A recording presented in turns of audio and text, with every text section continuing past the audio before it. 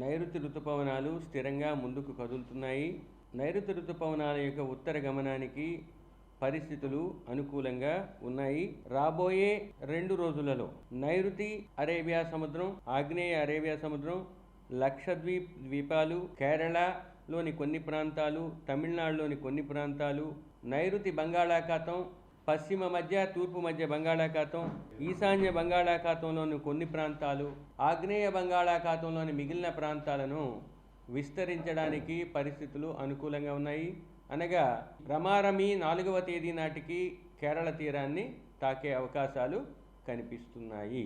ఇక తూర్పు మధ్యప్రదేశ్ నుండి ఈశాన్య తమిళనాడు వరకు ఒక ఉపరితల ద్రోణి 0.9 కిలోమీటర్ల ఎత్తులో ఉన్నది.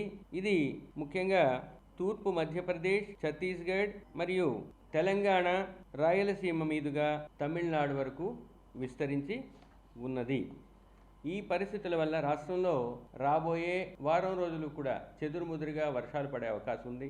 ముఖ్యంగా మొదటి 5 రోజులు ఉరుములు మెరుపులతో కూడిన తేలికపాటి నుంచి మోస్తరు వర్షాలు కొన్ని ప్రాంతాలలో ఉత్తర దక్షిణ కోస్తా జిల్లాలలో పడే అవకాశం ఉన్నది.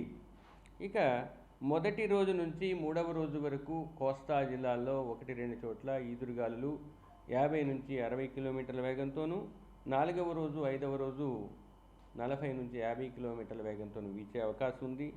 ఇదే విధంగా రాయలసీమలో కూడా పరిస్థితులు ఉన్నాయి. ఇక ఈ 1-2 రోజుల్లో గరిష్ట ఉష్ణోగ్రతల్లో చెప్పుకోదగ్గ మార్పులు ఉండే అవకాశం కనిపించట్లేదు.